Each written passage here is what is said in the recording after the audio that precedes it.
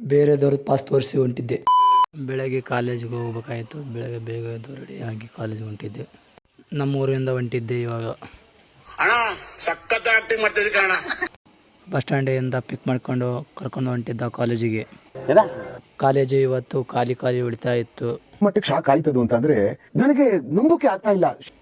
College ಮುಗಿಸ್ಕೊಂಡು ಊರಿಗೆ ಹೋಗ್ಬೇಕಾಯ್ತು. ಬಸ್ ಸ್ಟ್ಯಾಂಡಿಗೆ ಬಂದೆ. ಬಸ್ ನಿಂತ್ಕೊಂಡಿತ್ತು. ನಮ್ಮಪ್ಪ ಕಾಲ್ ಮಾಡಿ ಮತ್ತೆ ದೇವ್ರಿಗೆ ಹೋಗ್ಬೇಕಂತ ಹೇಳಿದ. ದೇವ್ರಿಗೆ ಹೋಗ್ಬೇಕಂತೇಳಿ ಬಸ್ಸಲ್ಲಿ ಎತ್ಕೊಂಡೆ. ಬಸ್ ಪಾಸ್ ತೋರಿಸ್ಕೊಂಡು ಹೋಗಿದೆ. ಅದು ಬೇರೆಯವ್ರ ಪಾಸ್ ಅಂತ ಯಾರಿಗೆ ಗೊತ್ತಾಗಿದ್ದಿಲ್ಲ. ಕೇಳಿದಾಗ ಇವರು ಅದ್ರ ಬಗ್ಗೆ ಎಲ್ಲ ಹೇಳಿದ್ರು.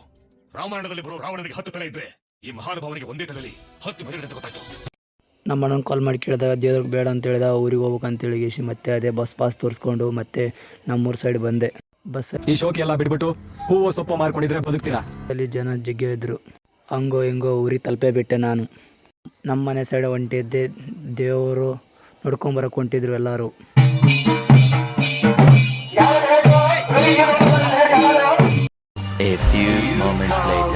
ಮನೆಗೆ ಬಂದು ರೆಡಿಯಾಗಿ ಮತ್ತೆ ವಾಪಸ್ ಹೊರಗಡೆ ಹೋಗ್ಬೇಕಂತೇಳಿ ರೆಡಿ ಆಗ್ತಾ ಇದ್ದೆ.